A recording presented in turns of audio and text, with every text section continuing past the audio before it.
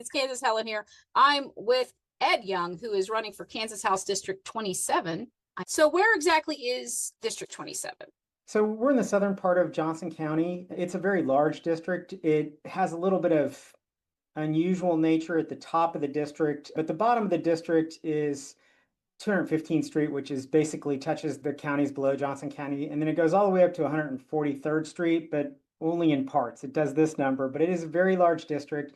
And if you know where the Arboretum is in Overland Park, that's where we are.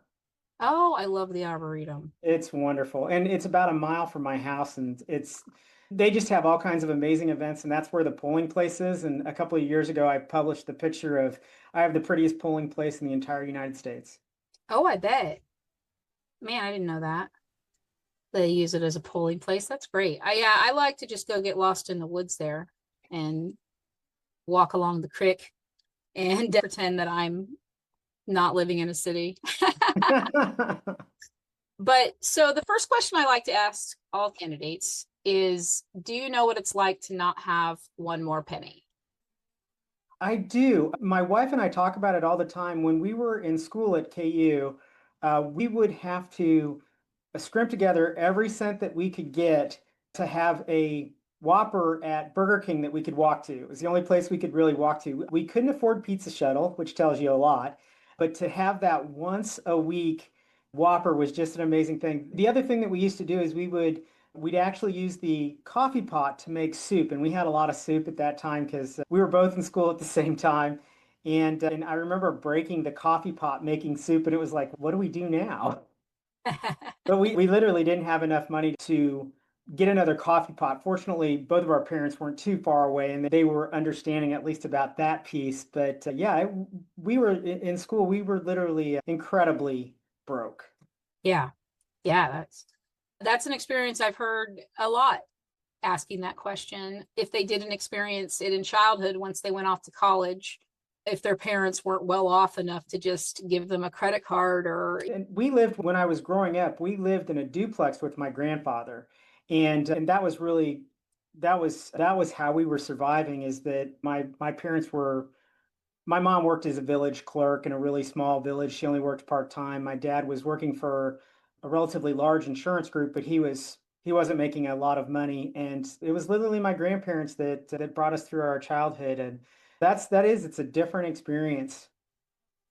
yeah. Were you raised in Kansas? So I was born in Ohio. My mom worked for the village of Lexington in Ohio. I moved to Kansas when I was 10. So I grew up at 127th and Black Bob in the heart of, if you go back through that neighborhood now, it's amazing. It has not changed at all. About a block from there has changed a lot Yeah. because the Target and everything else, there used to be a movie theater where the Target is and everything else, but the rest of the neighborhood is pretty much the same as it was in 1979 when we moved there. Oh, that's crazy. They'll get to it eventually, I'm sure. I hope not, because it's kind of got that nostalgic piece when you drive back through there. And I go back there all the time because there's still so much to do in Olathe. And so, yeah, we get Yeah, a chance to see the old neighborhood and how that's all changed in terms of the demographics and everything else about that area. that's great. So, why are you running for Kansas House? So there are a number of issues that triggered this decision. And as the filing deadline was approaching and nobody else had filed for this district, I was getting a little frustrated with the fact that no one had filed because our district representative is very adverse to our school district in terms of the way that he votes on issues. The school district will ask specific things, and it seems like his voting record is entirely the other direction, and very hostile towards local government in general. And so those issues really drove me over the edge. I was actually listening to a KPR article about House Bill 2299, and that's the cell phone ban. And Blue Valley at the time was estimating that was going to cost them about $3.5 million to implement the solutions that suggested in that bill. My problem was a little more direct. So I was a first responder. I was a police officer in Kansas. I was a firefighter in Kansas, but I also ran a workforce development center in Florida for a few years. And as a person who planned response to school violence instances, I would never let my child be in a school where they did not have access to their cell phone. And part of what triggers that guttural response in me is that I was planning on a campus where we had a high school that I was responsible for, and a technical college was working out of our buildings, and we had 14 buildings on campus where we could have students at any given time. The kids from Parkland were there trying to lobby for changes in the gun laws in Florida. And there are a lot of things that changed, in my opinion, in terms of how everything works. One of them was not that the cell phone is an amazing thing. You do have to have a plan for how it's being used at school, but that plan is not a one size fits all. And especially in a campus that might have 14 buildings or kids, our kids were released for classes that weren't offered on the campus to a central high school. So having kids leave campus and things like that, not having a cell phone, and then actually interacting with folks who had been involved in a pretty major school violence instance cements my opinion and how that should all be done. And it should be done by each individual school district based on the needs of that school district. Yeah, exactly. That was my main issue with the cell phone bill, because everybody has their opinion on whether it's good or not. Some teachers like it, some teachers don't. But ultimately for me, it wasn't the legislature's job to make that decision. We do have a state school board that Right. makes those decisions, and then we have individual school boards. So they really just superseded multiple levels. And then I don't think they should be able to put forth a bill requiring things like that without funding. Yeah, the Um, unfunded mandate thing is really particularly obnoxious. If you were putting together financing for it, that would be an entirely different deal. And I think that same sort of issue may approach the legislature again. If you've seen the groups that are lobbying local school districts, the Schools Beyond Screens, I think that is a great process where those folks are trying to say, hey, look, these are the limitations that we'd like. And I think that's best solved in a local school district sort of way. You could implement that as a state mandate that we're not going to have K through 2 having screen time and so forth. But if you do that, then you take away opportunities for those kids that in a rural district, my daughter teaches in a rural district, that they can offer additional programming because they have availability of the screens and then a teacher to guide it. And so to have a centralized, hey, we're going to do it this way, we're going to mandate it from the top, it's just not a great idea. yeah, no, because each district, each school district, each area has different needs than the other. And I think that, there's just no reason why they have to put it in a little holder, and it's just too many. If you don't want them to have in the classroom, just put a thing up and they can put their phones in it and then take them out when they're done. So their phones are still there and accessible. I think it went too far, and I don't think it was their job to do, honestly. Yeah, and as I've been canvassing the parents, that's been one of the things that they've talked a lot about. And another teacher was asking me about that issue too, and what people were saying out there in the public. And the answer is that if we remember when we were kids and there was a line outside of the office for people to call their parents to ask for their lunch and their homework and whatever, and complicate that by the fact that none of us know our own cell phone number, much less our parents. So it creates a situation that's not ideal. And again, it's one size fits all, which it simply didn't have to be, because I think the Blue Valley plan was sufficient. Yeah, I think that ultimately it could almost only be up to each teacher. Some teachers know they need to have phones on or off. Or I just think that if a kid has their phone on them in art class or something, I've seen, like, my son used to use his phone to look up things to inspire him to draw and stuff like that. And so I think that it just depends on the class and the teacher and what's happening. I see the legislature in Topeka, and this is really a both sides thing. Top to bottom, they make decisions without bringing the stakeholders to the table to ask them what solutions they think. They will move whole departments within the state because they look and they see a bucket of money. Oh, this bucket of money don't belong here. We need to put this bucket of money over here. And then they don't even talk to the heads of the department, much less the receptionist or whatever. I was shocked when I found that out, that they don't even go to the heads of the department and say, hey, we think that your department belongs under this. They just unilaterally make these decisions.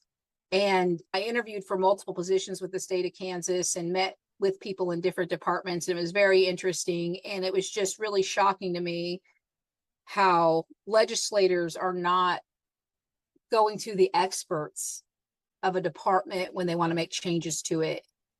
And it just, none of it makes sense to me. It makes no sense.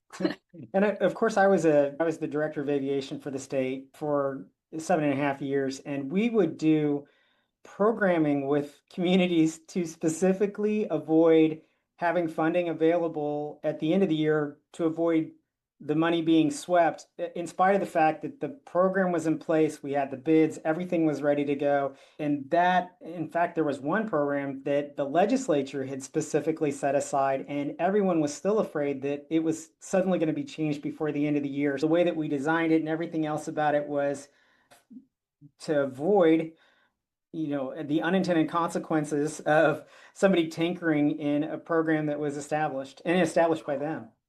Yeah, because if you have money left over at the end of the year, and for whatever reason, they just take it. And then you're in danger of not getting that. They're like, oh, you made it last year without this extra 10 grand. You can make it forever. So it kind of doesn't incentivize you to be fiscally responsible and then let that money build up for a future project or an unexpected maintenance. It's like each department could have its own little rainy day fund if they didn't just take your money at the end of the fiscal year because you didn't spend it. I just don't understand how it's fiscally responsible to say spend it or lose it. Yeah.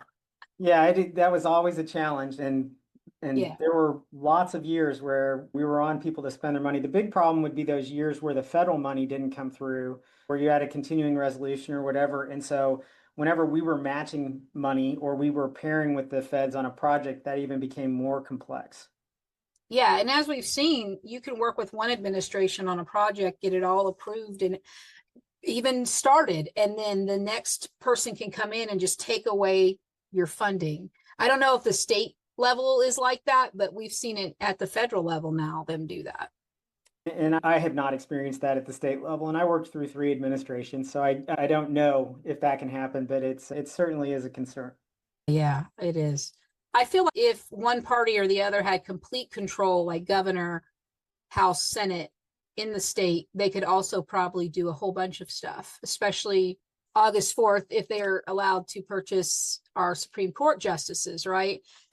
They'd be able to get away with a whole bunch of stuff that would then have to be fought to the Supreme Court and blah, blah, blah, blah, blah. Yeah, and of course I have that unusual background where I am an attorney and I have voted on nominating committees while I lived in Kansas. So there was a brief time when I was still licensed in Kansas, but lived in Florida, and a brief time that I lived in Missouri. But I've lived in Liberal, I've lived in Eudora, I've lived in Johnson County, I've lived in Leavenworth County, and each time you get an opportunity when there's an opening on the nominating committee to vote. And I've never belonged to the Kansas Bar Association. And so there's a lot of misinformation about that the Bar Association controls it. And that is a misnomer. Yes, I am a member of the bar. I am not a member of the Bar Association.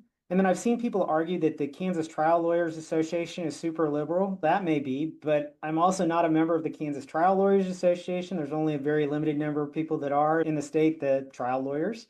It's such a weird piece of information that's being distributed about this particular issue. And the folks that are on the nominating committee, again, I feel like they think that there's some secret process here, but there's not. Everybody who's in a congressional district gets a ballot, and we vote on the nominating committee. The lawyers do. We vote on the nominating committee, so they should reflect the demographics of each congressional district, because they don't send it to me because I'm a Democrat or I'm a Republican or whatever. They send it to me because I'm a licensed attorney. They don't send it to me because I'm a member of the Kansas Bar Association, because I'm not. And so I just don't understand the concept behind it's the Bar Association that controls it, or the information that's coming out about that. It doesn't track with the way that it really works. Yeah, I think that there was a reason we switched to this. I think that the people voted to switch to this, and we've been doing it since 1958. And then there's this statistic they like to use that 80% of the cases that the Supreme Court overturns them. That's just how they say it. When in reality, I'm not sure the number that have been attempted to get in front of the Supreme Court, because they have heard 9. And yes, of those 9, Yeah. 80% were overturned, but I don't know. I haven't looked up the stats to see how many were not even heard by the Supreme Court. And it's a lot. The Supreme Yeah. Court hears very little of the cases that are, and you also have to understand that to appeal a case to the Supreme Court, you've already expended an enormous amount of money to get there, except for in criminal cases where the counsel may be appointed. But even the decision to appeal to the Supreme Court is very small. And then the number of cases the Supreme Court takes is incredibly small. And the Supreme Court most of the time takes cases that they know that they aren't going to agree with the outcome. There's a decision process that the Supreme Court has, the United States Supreme Court, where they talk about those cases and what they want to accept. And so it's easy to convolute the data to make it say what you want to say. And the reality is, our system was picked because there was a bit of a weird situation that happened in the 50s. And so we picked a much better situation. Yeah, I think, and then you do get a vote still. Right, a retention vote right away. Right if away. we elect them, it's 6 years. If they aren't good, if they don't do whatever it is that you ask them to run on, it's 6 years before you get to vote them out, as opposed to it's 1 year and then you get a retention vote, and then you get that retention vote every 6 years. So it's a strange. Yeah. So if they really truly cared about getting out the radical judges, they would just push to people in that first year to vote them out. So I think it's so obvious to me.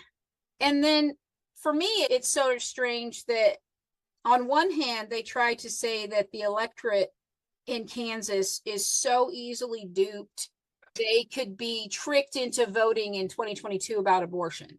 So that's what they're saying. They're saying, oh, the Democrats put out misinformation and said it was an abortion ban, and people just didn't understand. And then I wasn't here, but I looked it up and I was like, what I'm reading before I vote sounds pretty clear to me. I don't know what was said at the time because I wasn't living here, but what I'm reading is plain, clear English to me. I know exactly what I'm voting about. And so on one hand, the people of Kansas are easily duped by the Democrats, who are completely not even in control somehow. And then, but on the other hand, they are then qualified enough to select Supreme Court justices. Which is a strange thing in any case, because as a judge, the rules of ethics say I will not prejudge cases. And so we're saying that we vote in the right judges, we're going to get the response that we want, whether that's banning abortion or whatever. We see the same thing is happening in Missouri, where they had a ballot amendment as well. And there's just an inability to accept what the outcome was of those elections. Yeah, we know where that comes from. Yeah, I got into it on Facebook with a guy. I got into it because Kansas Helen doesn't really get into things. I stay professional, but we were going back and forth in the comment section, and he understood their exact plan. He talked about how we got personhood in the laws now. Like basically we have chipped away at it. And so this is the last step to banning abortion. And then his argument was that the Democrats in 2022 lied, saying that if you voted for it, you were voting to ban abortion. And I said, yes, technically we're voting on whether the legislature could ban abortion, but everybody knew that if it passed the very next session, they were banning abortion. So really you were voting whether you wanted abortion banned or not. That's not what it said, but that's what everybody knew you were voting on. And so to say that, I feel like I would feel insulted by the argument that I was too stupid to know what I was voting on. Yeah, I agree. It's trying to get to an end, however we can get to the end without really believing in the democracy that we now have at the top of those signs. Yeah, and it's just unfortunate because ultimately I do not think that someone the likes of Ty Masterson or whatever really cares about any of this. They don't really care. They figured out a long time ago that they can rile up their base over one or two topics and keep them voting. People have admitted over and over they vote on this one topic because if you look at their side of things, and I've tried to explain this to my liberal and Democrat and left friends, because I used to be super, super religious and I grew up in that, they literally think you're killing a baby. Do you know what I mean? And so if I truly believed you were killing a baby, yeah, I would probably want to fight against that too. But the thing is that the people at the top making the decisions, they know. They don't really believe that. And they know that it's just a way to get people to vote for them against their own best interest. it's one of those things that I will never understand why it's even a topic of discussion in the state house. Why trans people are even a topic of discussion in the state house when we have so Real many issues. more important things. Even Right. if the trans people thing is an issue, whatever, it's such a small amount of people. We just have so many bigger things to get to right now. And I think that I've talked to several Republicans that are running, and then Republican voters and stuff online they're starting to feel that way too. They're like, yes, I agree with them about trans people, but at the same time, I can't eat. You know what I mean? There are a lot bigger issues to try and work through. There's a lot bigger programs that are going on. There's some of these issues that cross the parties that I think that our legislators have a hard time understanding. Things like the AI data center debate and all of that. I think those are things that are really more grounded in what we believe as Kansans than the whole deal with trans peoples and so forth. You just go out to the Garden of Eden and you look at the progressive statements that were made there. Kansas was a progressive place. You think about the Jayhawkers at the prior to the Civil War, it was a progressive place. It has been a progressive place, and we allowed all kinds of immigration here. There are communities that still proudly have their Czech heritage displayed, their German heritage displayed. There are communities that were African American communities that were part of the Underground Railroad to move here. Kansas has traditionally been a place where we believe in each other and we see the good in each other as human beings, and we're not so set on hating the other. And so I think that's part of what, at least it's part of what I hear in terms of the folks that are like, can we just get on with the business of Kansas? We have groundwater issues. We have tremendous groundwater issues. We have industrial issues. We need to keep our aviation industry strong in Wichita because so many people rely on it. We need to continue to promote Kansas City and its growth. And when we do have big projects like the Panasonic project, I think that there are a lot of folks that would prefer more transparency so that when we see that project come in, we know what its economic impact is. We know how many people are going to be affected. We know what the jobs are. I think that's what makes people so angry about the AI data centers is that there just isn't that transparency. And there's a real desire to have transparency and to see the good in the people that are trying to work for us as opposed to trying to see the bad in other people. Yeah, I think that I really feel if a project is over a certain size, that the area should be able to vote on it, especially like the Chief Stadium. That's my biggest issue with the Chief Stadium. I actually think, I don't know, I'm torn. I think it's cool. I don't know if it's going to be the greatest idea financially for us, but I think it'll be super cool to have a sports team. I think that it'll be cool to have something in Kansas that people travel to come to do, because no one travels to Kansas for a vacation. That it's just I've done staycations and gone to the Arboretum and stuff like we talked about. But you know what I'm saying? No one Well, travels from California and says, let's go on vacation in Kansas. But if they're a Chiefs fan or their Chiefs are playing their team and it's the Super Bowl, we'll have celebrities traveling to Kansas. we do have a few events that people travel from all over the country from, like Unbound and Emporia. Who would have thought that the biggest it's a gravel bike event would be in Kansas? There's a couple things that happen there. We have Garmin, and they're a big participant in it. But the other thing is that for years there have been people that have been promoting riding across the Flint Hills. When I did that ride 25 years ago or 30 years ago, it was called the Flint Hills Death Ride, the Dr. Jack Kevorkian Death Ride. But over the course of time, because there was that opportunity, it was well put together. People in Kansas show you a good time. It's in Emporia, Kansas, and it does bring people from all over the country to be there.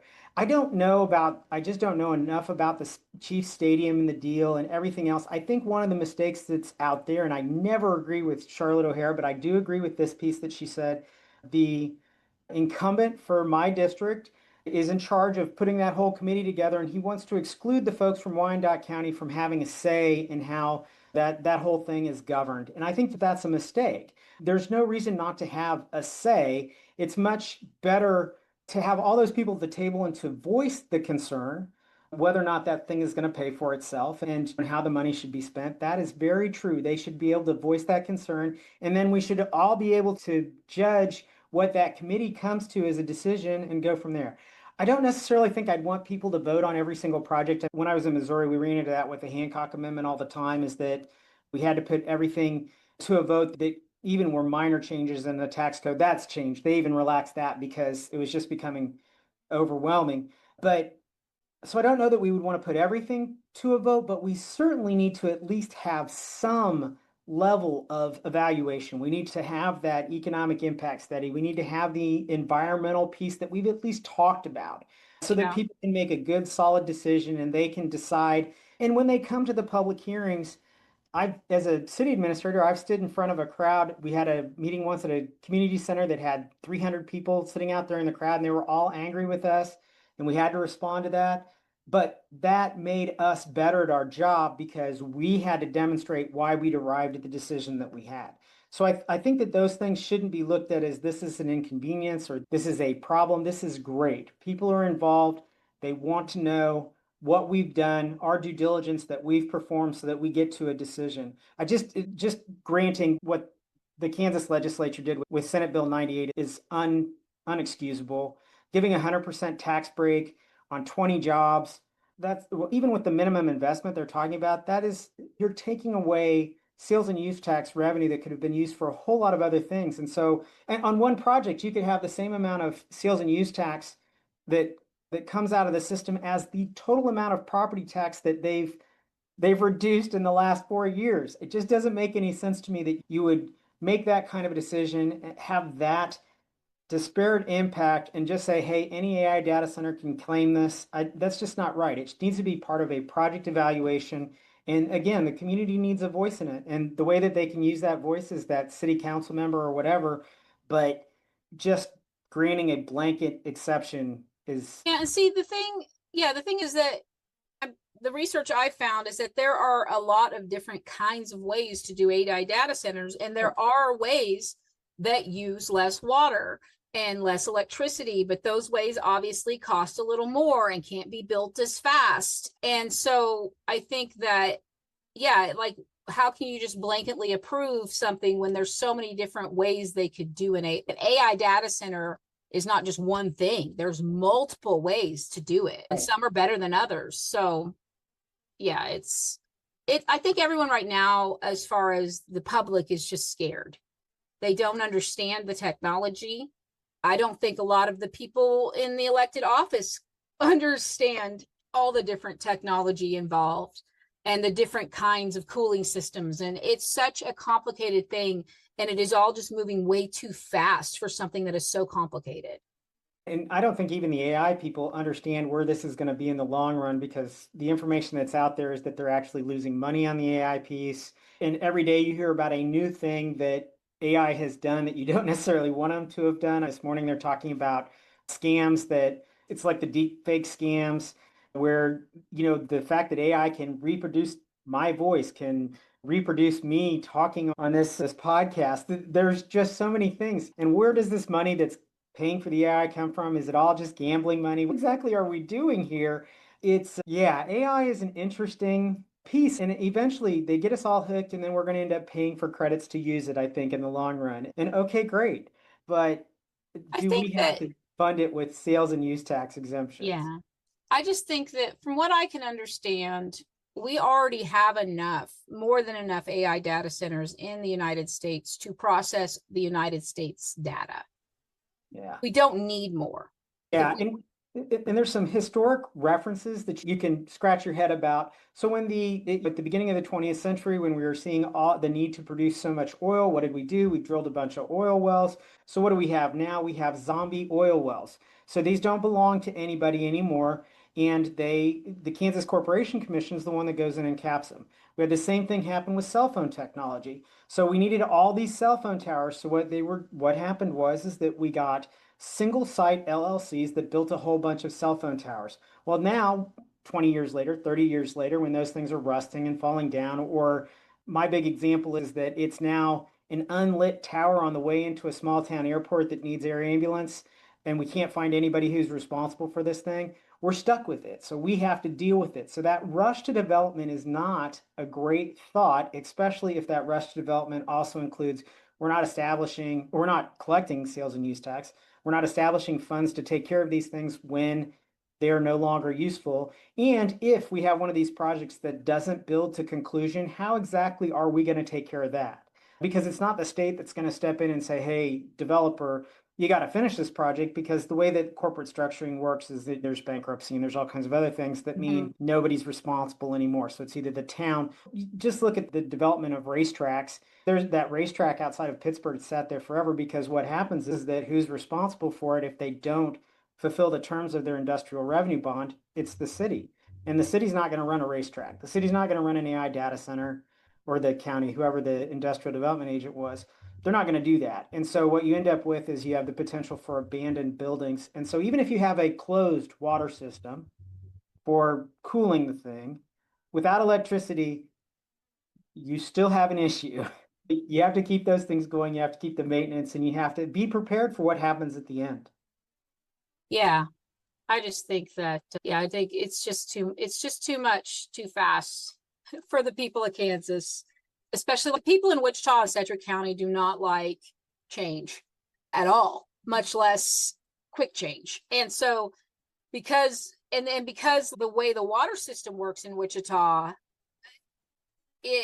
you could have any city in Sedgwick County that wants to put the wrong AI data center could impact the entire county's water. And so it becomes a bigger issue of this one city thinks it's okay, but the whole county really should be factored into it, because they're going to take our water. And so, yeah, it's just, I think that until they can come to the table with the full facts, the full information, and had the proper community events where that information is given out and things like that, we really need to just hang on for a minute. And there should be a before we build trade-off. anything else. Yeah, there should be a trade-off. If there are incentives, they should be willing to produce the information. And proceeding with most of the development under non-disclosure agreements and things like that just doesn't feel very government. No. Yeah, the fact that there's communities, maybe not in Kansas, but in other areas of the country that it's all said and done and going to get built before they even know it's happening. Right. And it's all just done. Like, why is there all the secrecy if there's not a problem? It just doesn't make any sense why it needs to be so secret if everything's kosher. So as far as your race and your primary right now, why do you think that people should vote for you in August and not your opponent?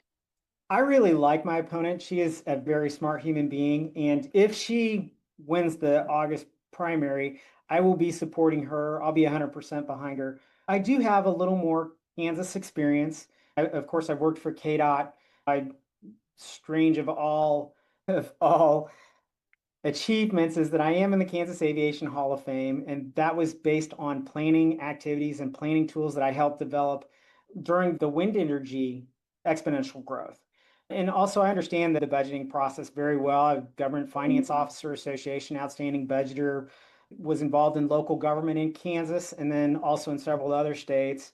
And so I have a University of Kansas graduate, University of Kansas School of Public Affairs and Public Administration's Master's in Public Administration, University of Kansas School of Law, and I teach for Kansas State University as well.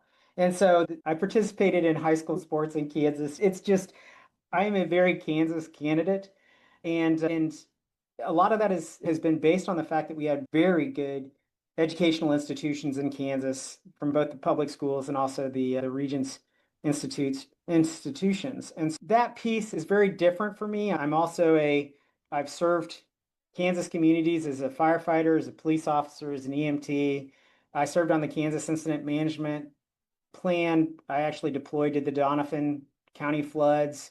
I've worked all over the state on natural disasters. I understand Kansas very well. So in terms of August, I think our positions on a number of things are pretty similar. We don't agree necessarily on the AI piece, but everything else, the strong funding of our schools, trusting our local governments, letting people talk to the people who are most directly available to them, like city councils and school districts, is much better than trying to make change at the capitals. At least in terms of August, I have a pretty strong Kansas connection. And I think that makes me a very strong candidate in August. And then to be able to, in a very interesting district in terms of statistics, able to compete in November. Yeah. Our district is 45% Republican, 25% Democrat and 24% unaffiliated. And at some point you scratch your head and you go, so it's a majority it's a majority Democrat and unaffiliated, but very strong Republican. And so you almost need someone who has worked in both the Republican and the Democratic administrations, has worked for people without regard to party in a variety of areas. I think you need that to be able to move on to November and succeed. Yeah. Because whoever wins is in November that's actually a lower percentage of unaffiliated than the Kansas average overall together. But yeah, so you're going to have to win the Democrats, you're going to have to win the unaffiliated, and you're going to have to flip some Republicans in November to be Right. able to pull this off. And the issues are there. The Republicans that I've talked to are the ones that are talking about issues with the school, and about what they see in terms of the school. The Blue Valley School District is suing the state right now Yep. for the funding formula in special education.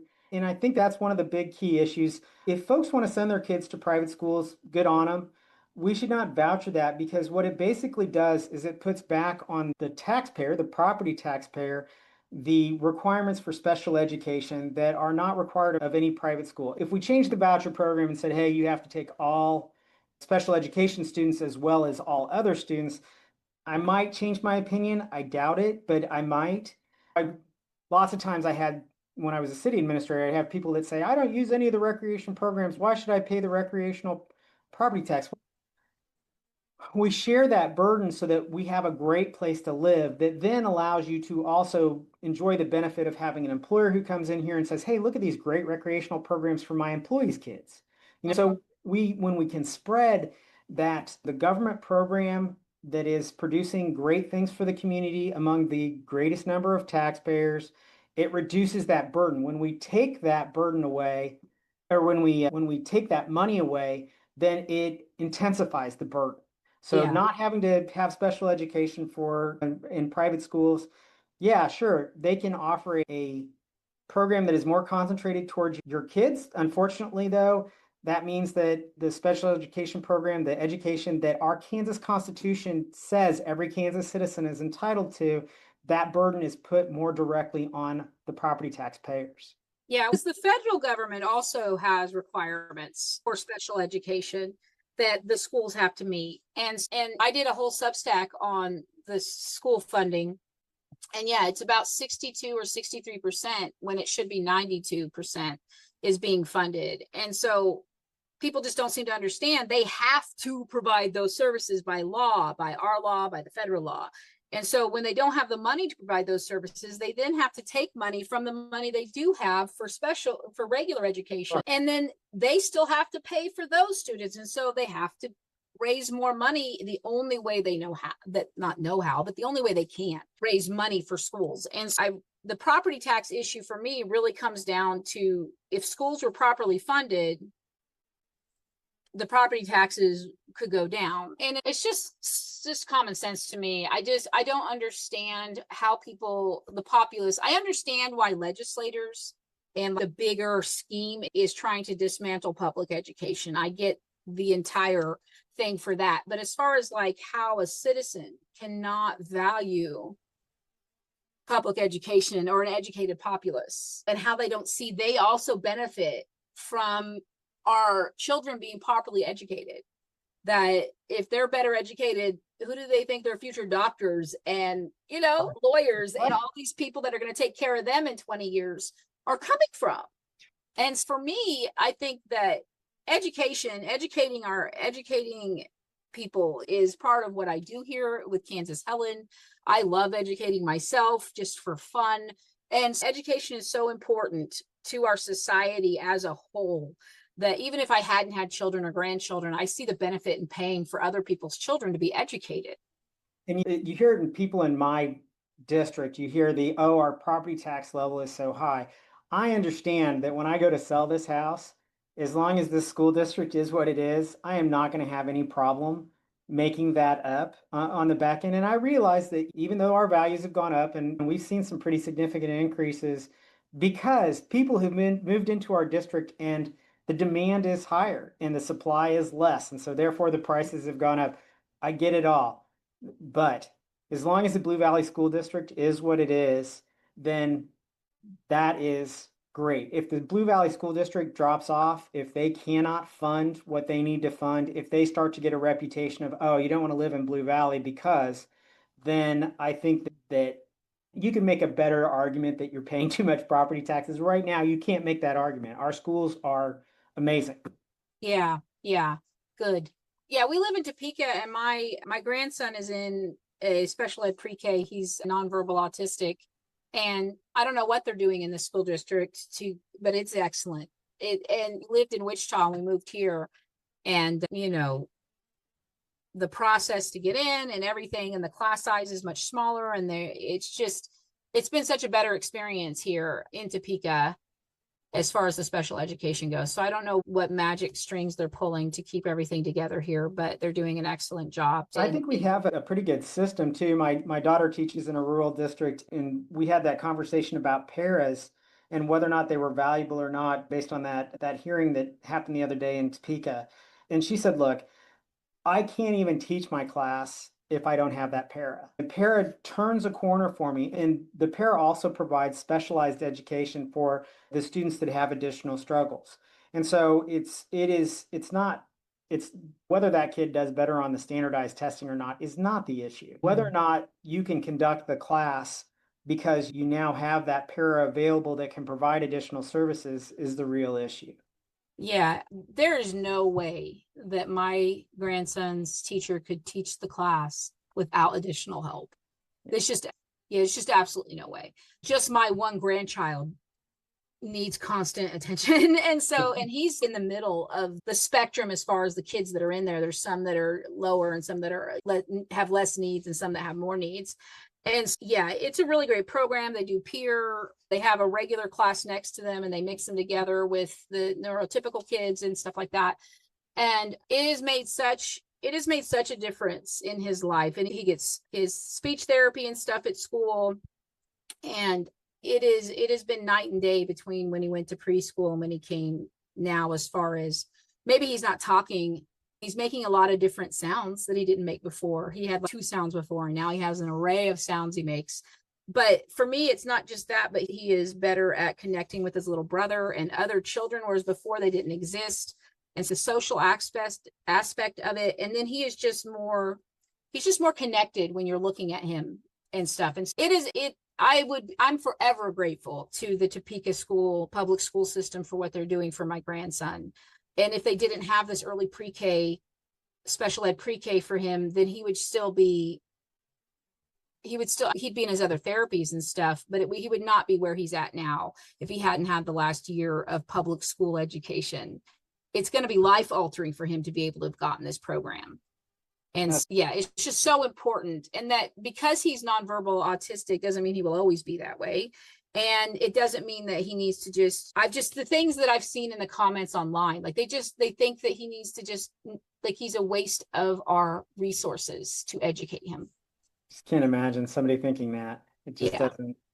Yeah, like I've seen, like people have commented that, like they think that we need to basically, because our resources are limited, that we need to focus on the kids that are going to best succeed because their whole push is they're not just trying to educate, they're trying to push them into working. So because he may never be gainfully employed, he's not worth investing education in.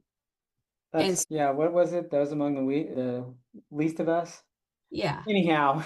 Yeah. So it's just, special education and public schools is like so important to me and to a lot of people in Kansas. And I think that on both sides of the aisle, there are kids with special education needs that are not being met right now. And I think, like I said, I think it's one of the things that's starting a crack, and why I have hope that someone like you can flip that seat and get some Republicans, because they do see, maybe they won't vote Republican or Democrat down the line, but because they may vote for just one thing. But it's one of the factors that I think a lot of people are waking up about, that they see that the people that are in power and control and that have been in power and control are just not doing the right thing by our public schools. Yeah. Yeah. And so what are your top 3 what are the top three concerns and things that you're hearing in your district that people have? So the schools are obviously the number one thing. The AI piece is another one. And then remembering that we still need a transportation program is really the third thing. We just opened up 69 Highway, the new express and so forth, and that's good. And people there was so much complaining about it as it was closed. The fact that it's open now, it's funny now because people are complaining because nobody's using the express lanes, which isn't really true. Every morning I see people, there's one section of the road that still causes congestion and so forth during rush hour. But even though that has come along, there's still issues in especially in this part of Johnson County in terms of our transportation program and being able to cooperate with the cities and the county so that we can move around the county without it becoming gridlocked. That's particularly true as it continues to push and develop to the south. The Spring Hill has grown to Olathe now. What's going to end up happening is the area between Spring Hill and Olathe is going to close to Overland Park, and then it's going to push again south. It's that area still requires a good transportation program and good thinking on it. It would be great if it's so funny to look back at history and know that we had a streetcar basically that ran from Olathe to Kansas City, Missouri, and that thing doesn't exist anymore. It would be great if other transportation options were available. The problem is we've just grown so much as a car dependent community. It's hard to get that accepted. And when I try to find a way to ride the bus to work, it's only about 4 miles. It would be great if you could. You just can't. So as a cyclist enthusiast, I've ridden the bicycle more than I have ever ridden the bus in Johnson County. But if we could look at additional options and particularly what Kansas City, Missouri's done in terms of expanding the streetcar and so forth, it could relieve a lot of the pressure on the way that growth has happened in Johnson County. It's a little pie in the sky and it's a little far out there. The other thing that is of concern to me, but is a representative from this side of the state, I think water is going to be a concern in the long run. It already is a concern in how the allocation works and everything else. So I just don't think we can lose sight of those things that make Kansas great. And having the agricultural base that we have, the number one industry still being agricultural, we've got to do things that look to the future. And that's what that kind of planning can do if we're thinking about those things that are going to affect us in the long run. Yeah, I think that is a big problem in the legislature too, is there isn't long-term planning because they seem to just be concerned with the next election and they're just really not thinking about the long-term impacts of their decisions or trying to plan for the long term. And I think that's another thing when they're just trying to rush things through that is part of the problem of rushing. And I think that's the difference between a liberal, is how you would define a liberal, and a progressive. And I may be center left, but it is a change to a systemic thinking. We need to change the system in a way that benefits us all, as opposed to just looking at individual issues and saying, I believe strongly in this or that. It's really more of a systemic thought. And so it's really hard to explain why I would end up as a Democratic candidate as opposed to anything else, although my background is obviously working for the Sebelius and Parkinson administration. I worked a little bit for the Brownback administration, but it is more that systemic thinking that I'm willing to look at the issues and say, okay, what can we do that makes for a better planning solution for this, as opposed to simply reacting to the issues or the problems as they come up, and how do we plan better for these changes in industries, the wells, the cell phones, the windmills, the AI data centers. As these things come down the road, we should be able to think about those things in a way that says we have a system that's in place that will protect us in the long run, as opposed to we react to each one of those things and then we decide what we're going to do from there. Yeah. Yeah. That's another thing too, being proactive. It's not something that the government here at the state level is very good at. You have some cities that are doing really good jobs of being more proactive. But yeah, as a whole, the state government has not been very proactive. It's tough. Yeah. You have that many representatives, that many senators. You have all of that. It doesn't make the easiest system to be looking to the future, especially when you get reelected every 2 years. But yeah, it really should be the goal. I've been wanting to ask you this question with your history and transportation and stuff. What do you think about high-speed rail in Kansas? There is passenger transportation in Kansas, but there's always been limitations about where it goes to. And so you have some infrastructure already in place. If you could improve that infrastructure and you could update it so that you could have those trains on the existing infrastructure, it is not a bad idea. It is a long way across the state. My daughter and I once took the train from Kansas City. We actually boarded in Lawrence and we got off the train in Garden City. You can understand why the train can't go so fast because those are freight sort of lines.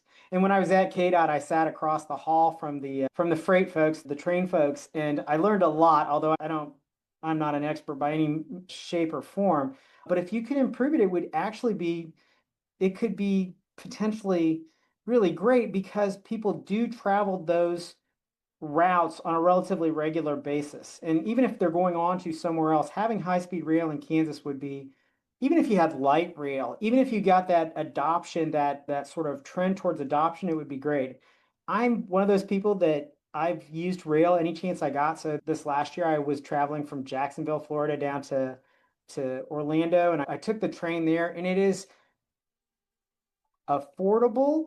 It is something that people can, you know, people that might not be able to afford to fly can still cut out a significant amount of time without being in that position where you have to have a car to get everywhere, you have to do this or that. And I know that doesn't really, high-speed rail is a slightly different thing, but if you can Mm. align from Denver to Kansas City, that would significantly benefit Kansas, especially for medical care and things like that, where you can get from one place to the other. You can get from a trauma center to, or from a rural hospital to a trauma center relatively quickly. And right now we're depending on aviation for that. One of the published works that I have is using aviation for rural healthcare management, and you can do it. It's just incredibly expensive. You get the bill, you open it up, and you think, holy cow, but it could be the difference between life and death. And so, if I there didn't were think other about ways to do it, healthcare with it it. would be great if we can keep people in their homes longer. That was one of the workshops I've gone to already, was the workforce development for long-term care facilities. They're just in desperate need of folks to work in those kinds of situations. And in rural communities, having folks that can provide in-home health care so that people can stay in their communities longer. I think it reduces a lot of the strain on the system in general and maybe improves our healthcare system overall. But Yeah. high-speed rail would be really super cool. I would be happy with light rail. And even just having, we do have dedicated funds for our rail system in Kansas, making sure that we keep that and manage that. And short line rails in Kansas are the ones that provide that last mile service for grain and for whatever it is, wind turbines, or for, you'll actually see here, you'll see the bodies of 737s running down the line. So that keeps us relevant in the national understanding of what Kansas is. I just travel back and forth between Wichita and Topeka right now, every other weekend at least, if not every weekend. And so I would love to just get on a train and be able to work on my laptop, even if it wasn't that much faster. The And I crazy think, thing we got proposed when I was at KDOT was to run transmission lines and then it almost was like a monorail system along transmission lines between Wichita and Topeka. The problem was, and then on to Kansas City. The problem was is that the financial backing required to do it was pretty significant, and yeah, it's a pretty risky proposition. So it never yeah, did advance very much, but it was really pretty cool to see the proposal. And you think about the overhead deal at Disney World. That's what I envisioned, although this was a little cooler sort of presentation, but that would be something else if you could ride in that kind of a system between Topeka and Wichita. just with the stadium being built, people in Wichita can jump on the train, go to a Chiefs game, and jump on the train and come back.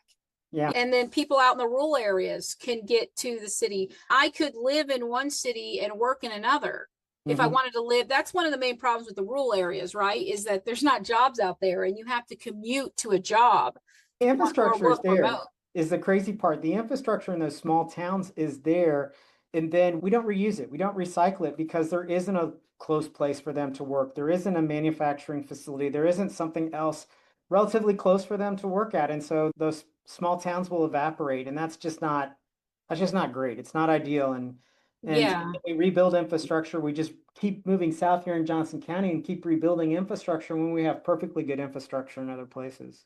Yeah, I interviewed Mark Shakowitz out in 110 earlier this year in Plainville, Kansas. We met in Hayes, but just 20 minutes up the road is Plainville. And I went and took some pictures and looked, and it's such a cute little city. But because Hayes is 20 minutes down the road, Plainville's in danger of going away, of being a ghost town, of being unincorporated, which is like Yeah. people are fearful that they will become part of the county. Yeah, not for a lack of effort by Roger Mhm. Raby, who's the Rooks County economic developer out there. He has worked his behind off to keep them to try and maintain that relevance. And yeah, so it is a tough job when you get to those locations because yeah, it's you think about it, if you can't get from Plainville to Hayes, then you can't live in Plainsville. No, you can't. Yeah, no, you can't. If you can't make it down the road 20 minutes, it's not like something you could walk or ride a bike even. I did the drive. You're not going to want to be a pedestrian in any way along that route through part of it. So yeah, I'm all for saving Plainville. It's such a cute little place. And I love everybody loves the little cities and all this stuff, and they love to go visit them and things, but nobody seems to really want to try to protect them in the way that I think we should be protecting the infrastructure of these little cities. I agree. I agree. And I think in one of the surveys, you get 3,000 surveys, but one of those surveys, I think I made a special point of saying, hey, look, if we could protect that infrastructure, if we could not just do compliance, if KDHE's job was not just to shut down sewer systems and so forth and water systems and so forth, but to give us a background of what's available in those small towns, then we'd have a much better chance of keeping them. Yeah, yeah. All right. Well, I'm just going to finish up here. Is there one last message you'd like to give to voters in this interview? So yeah, it's our slogan to think young, but it's also to think progressively, to think about the things that we can do well together, to think about how we can all row together. We had the Dutch here this last week, and you saw just an incredible community come together and experience a culture that wasn't familiar to them, enjoy it, and build from it. That sort of spirit is what Kansas has always been about, is that melting pot across the state. And I think we can think young. I think we can experience the values that we each have and that we can build on with each other. Great. I love your little Think Young slogan. It is so unique.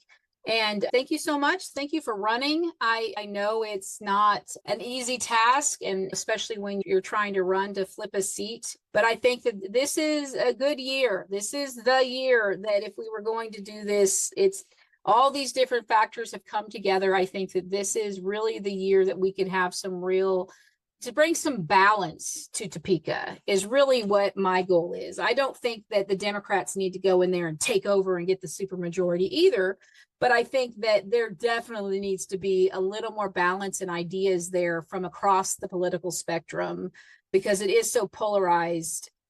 I'm not the most hopeful, positive person. I'm kind of known as a curmudgeon among my people, but I do have a lot of hope this year that we can make some real progress in Kansas towards balance.